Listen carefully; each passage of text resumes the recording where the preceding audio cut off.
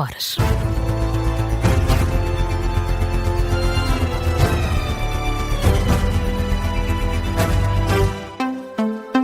António Costa defende que a Europa tem de continuar a ser a campeã da lei e da ordem. O presidente do Conselho Europeu insiste que os 27 não podem aceitar que a lei do mais forte prevaleça sobre os direitos dos mais fracos. Comentário feito numa altura de grande tensão entre Bruxelas e Washington por causa dos esforços dos Estados Unidos para controlar a Groenlândia. O presidente do Conselho Europeu discursou esta manhã em Estrasburgo, onde está o repórter Miguel Viterbo Dias. Bom dia, Miguel. António Costa não esqueceu a Groenlândia nas declarações desta manhã. Sim, é isso que pelo menos fica subentendido quando pede esse cumprimento da lei e ordem internacional, sobretudo entre países aliados, como é o caso da Dinamarca e dos Estados Unidos da América. Ora, o presidente do Conselho Europeu, que viajou para aqui ontem acompanhado do presidente da República, Marcelo Rebelo de Sousa, disse esta manhã no plenário que a União Europeia, para dar um sinal de força, tem que ser a campeã do direito internacional. The first way to Europe to become stronger and more sovereign. O primeiro caminho para a Europa se tornar mais forte e soberana é continuar o campeão da lei e da ordem, do direito internacional. Iremos sempre lutar pelo direito internacional, pela liberdade individual e pela dignidade humana. Não podemos aceitar que a lei do mais forte prevaleça sobre os direitos dos mais fracos. As regras internacionais não são opcionais.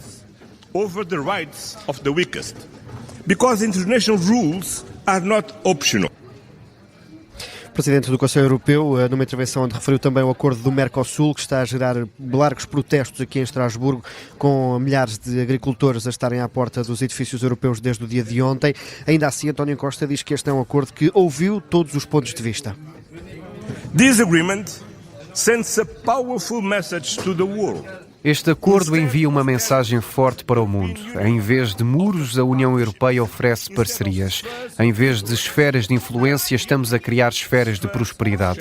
A assinatura do acordo do Mercosul, depois de mais de 20 anos de negociações, em que todos os pontos de vista foram considerados, incluindo os desta casa, agimos respeitando o interesse de todos. All points of view, including those voiced in this house, were carefully listened to and acted upon. António Costa a dizer que todos os direitos foram respeitados neste acordo, que foi atualizado até ao último momento. Num dia com uma forte presença portuguesa, Marcelo Rebelo de Sousa vai dirigir-se aos eurodeputados daqui a pouco para assinalar os 40 anos da adesão de Portugal à União Europeia. Também esta manhã a comissária Maria Luísa Albuquerque vai prestar declarações aos jornalistas, num dia que termina precisamente com o encontro do Presidente da República com todos os eurodeputados portugueses.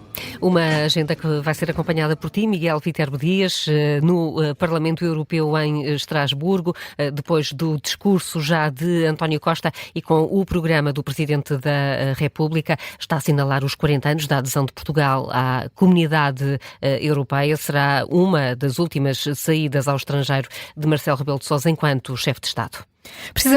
Os Estados Unidos estarão a planear reduzir a participação na estrutura e nas forças da NATO.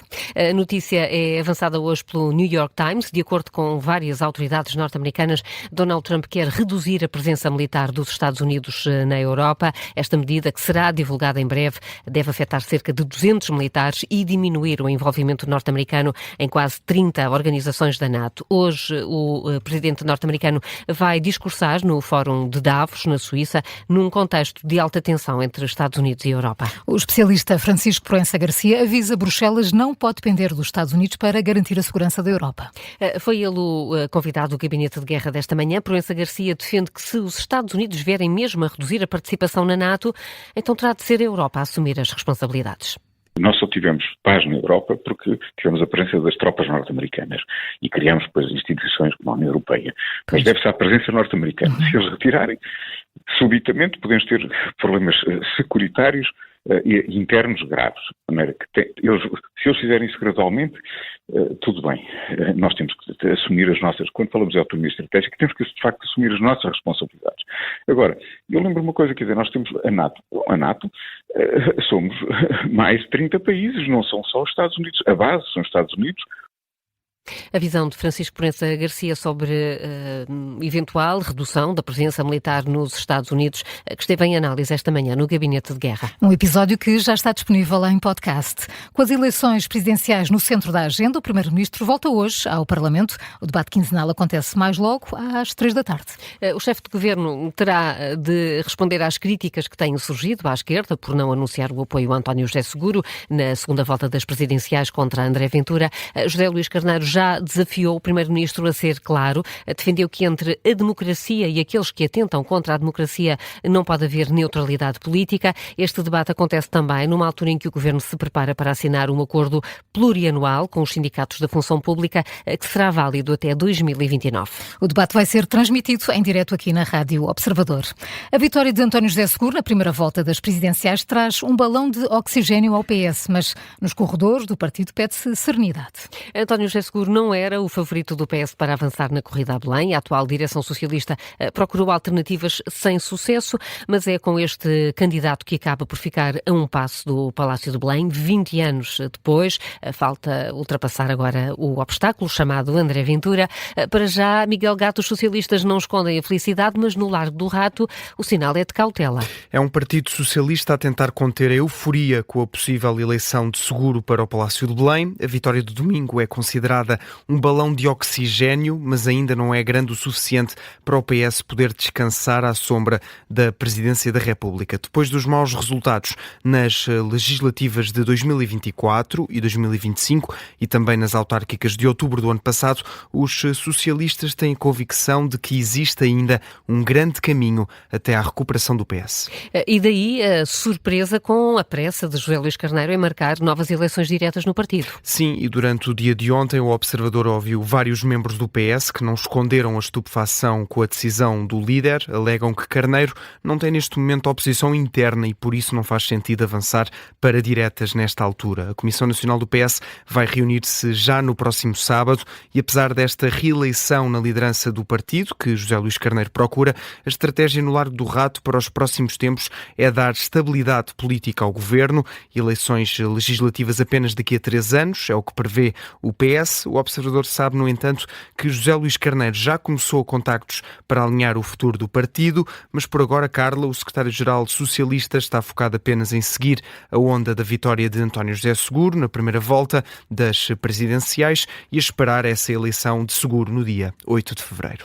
Miguel Gato, e o futuro político do PS com a possível eleição de Seguro para a presidência? António José Seguro tem somado vários apoios de personalidades à direita, tal como os mandatários das candidaturas de Luís Marques Mendes e de João Coutinho Figueiredo, Rui Moreira e José Miguel Júdice, e também alguns apoios partidários à esquerda, como o PCP e o Bloco de Esquerda. Já hoje é a vez do LIVRE discutir o apoio formal ao antigo líder socialista. As reações dentro do PS depois da vitória de António José Seguro é uma notícia que está a esta hora em manchete no site do Observador e de resto vamos continuar a falar das eleições presidenciais nesta hora das 9. Já a seguir vão juntar-se a nós António Tavares, mandatário de Gouveia e Melo, no Porto, e José Ribeiro Castro, antigo líder do CDS.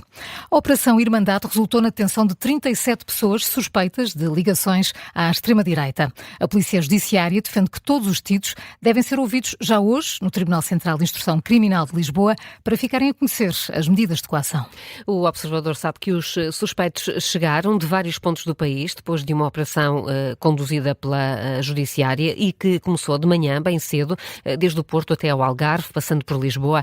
Vários foram os pontos de busca das autoridades durante o dia de ontem. Há 5 mulheres detidas, há 2 não civis que a Judiciária não quis detalhar. A PSP confirma, entretanto, que há um agente do Comando Distrital de Setúbal detido, enquanto que a CNN de Portugal avança que o outro não civil pertence à Força Aérea Portuguesa. As autoridades acreditam ter desmantelado a cúpula do grupo 1143, que alegadamente continuava a ser liderado por Mário Machado, que está a cumprir pena de prisão. As autoridades alegam que Mário Machado coordenava as ações do grupo de dentro para fora. São agora 9h09. Carla, antes do explicador, que outras notícias marcam esta manhã? Benjamin Netanyahu aceitou o convite de Donald Trump para integrar o Conselho de Paz para a faixa de Gaza. É o que pode ler-se numa publicação na rede social X da conta oficial do primeiro-ministro israelita. A organização vai ser composta por nomes como o antigo primeiro-ministro britânico, Tony Blair, e os membros da delegação dos Estados Unidos, Steve Witkoff, Jared Kushner e Marco Rubio. O presidente da Comissão de Combate à Fraude no SNS, o juiz Carlos Alexandre, vai ser ouvido hoje na Comissão Parlamentar de Saúde. É um pedido da Iniciativa Liberal que quer perceber como vai funcionar a nova estrutura criada pelo Governo. Esta comissão vai levar a cabo a estratégia de prevenção e detecção de fraude no âmbito do Serviço Nacional de Saúde. A audição está marcada para daqui a 1 hora, às 10 da manhã. Quase 90% da população com 85 anos ou mais em Portugal já se vacinou contra a gripe. A estimativa é da Sociedade Portuguesa de Pneumologia e da Associação Portuguesa de Medicina Geral e Familiar. Portugal está também perto da meta da Organização Mundial de Saúde para a taxa de vacinação para pessoas a partir dos 65, é de cerca de 73%, quando a recomendação da OMS é de 75%.